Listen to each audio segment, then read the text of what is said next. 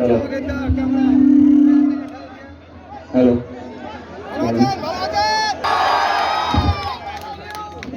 সালাম আলাইকুম, ভালো আছেন?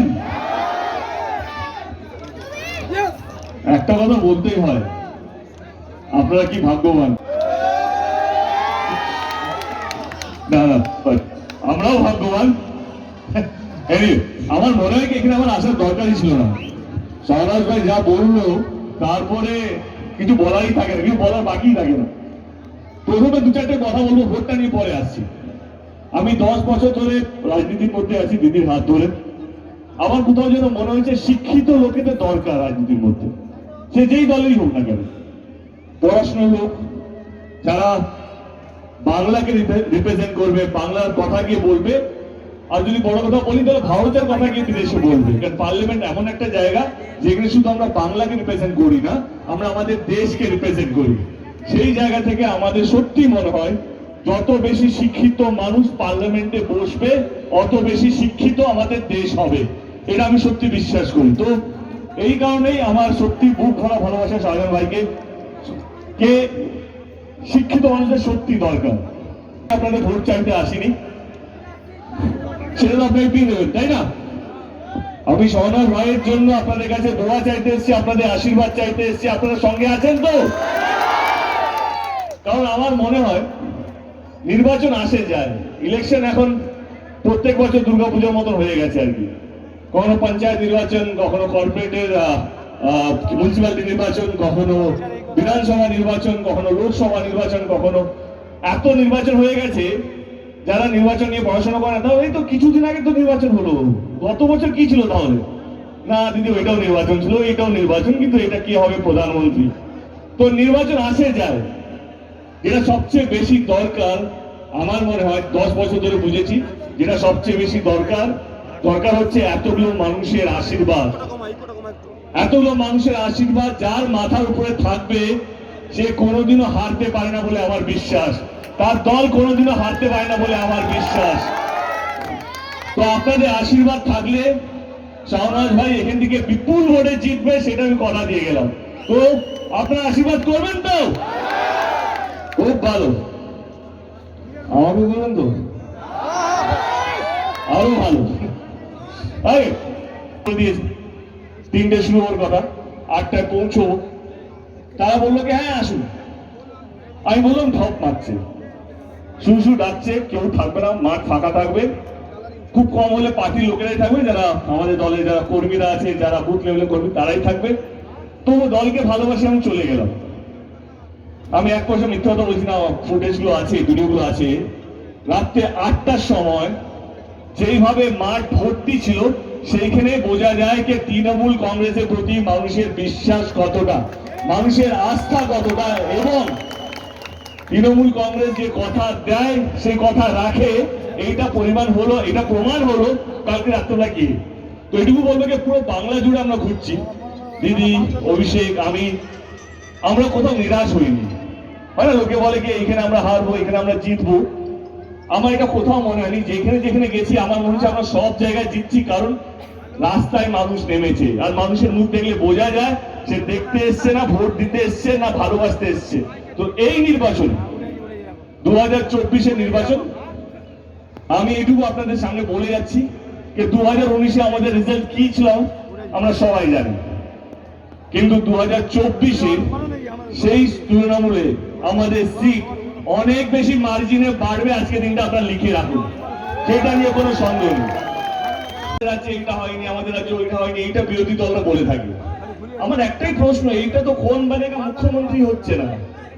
এই নির্বাচনটা আমাদের স্টেটে কে মুখ্যমন্ত্রী হবে তার জন্য নয়, এই নির্বাচনটা আমাদের দেশকে সামনের 5 বছর কারা চালাবে সেইটা নিয়ে। এবং আমার কিছু প্রশ্ন আছে, যেটা বললাম আমি আপনাদের ভোট চাইতে আসিনি, আপনাদের গণতান্ত্রিক অধিকার, আপনারা যাকে ইচ্ছে ভোট দিতে পারেন।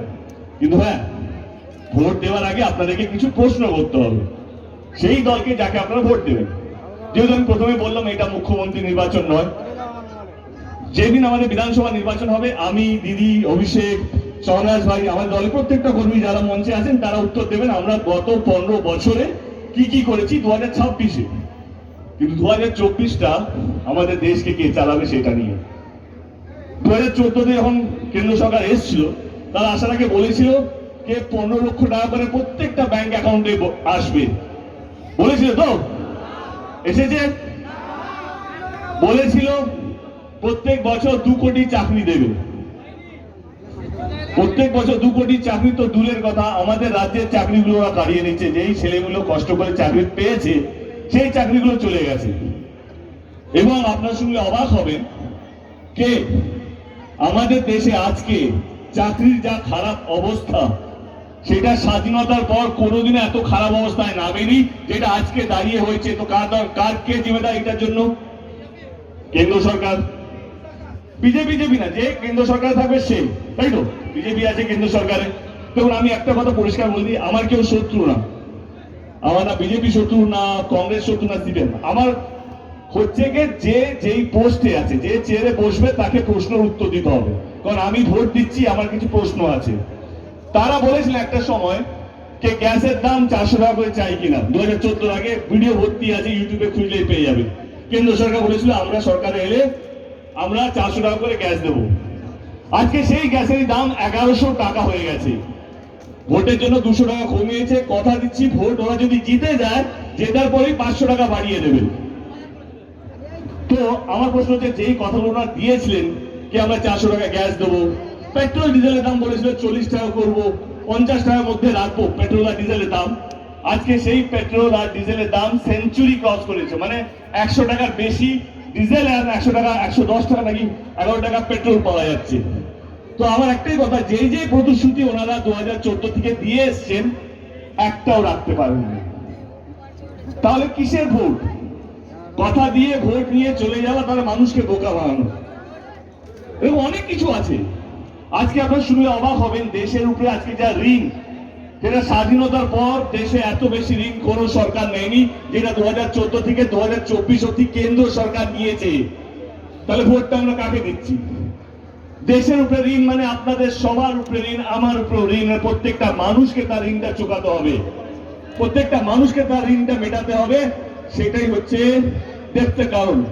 এবার আমার প্রশ্ন কেন্দ্র সরকারকে, 10 বছর আমরা দিয়েছি এবং কেন্দ্র সরকারের সমস্ত প্রার্থী যারা বাংলা জুড়ে আছে, আপনারা কেন্দ্র সরকারের 10টা কাজ বলুন যেটা গরিব মানুষের জন্য।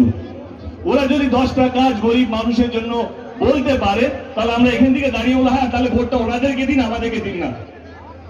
কারণ কোনো কাজ করেনি। আর যখনই আমাদের দেশে কেউ যখন কাজ করে না, তখন একটা সহজ উপায় আছে আমাদের দেশে, সেটার জন্য আমরা সবকিছু মেনে নিই, সেটার জন্য আমরা সবকিছু ভুলে যাই। সেটা হচ্ছে ধর্ম। আমাদের দেশে ধর্মের নামে সবকিছু করা যায়। কোন সরকার যদি কোনো কাজ যদি না করে থাকে, যখনই নির্বাচন আসবে তখনই ধর্মকে এগিয়ে রাখবে। কি আমরা রাম মন্দির করেছি, আমরা এটা করেছি, আমরা বিদেশে মন্দির করেছি। আমার কথা হচ্ছে নির্বাচন তো মন্দির বানানো নিয়ে না। 2024 নির্বাচন কে কতগুলো মন্দির বানাচ্ছে, কে কতগুলো মসজিদ বানাচ্ছে, না না না না, এই নির্বাচনটা সেই নির্বাচন নয়।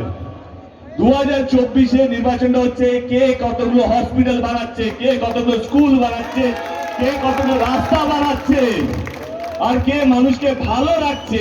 সে হিন্দু হোক, মুসলিম হোক, ইসাই হোক, বা যে কোনো কমিউনিটি হোক, এই নির্বাচনটা হচ্ছে সেই নির্বাচন। আমি আপনাদেরকে রাজনীতি বোঝাতে আসিনি, আপনারা রাজনীতি আমার চেয়ে বেশি বোঝেন।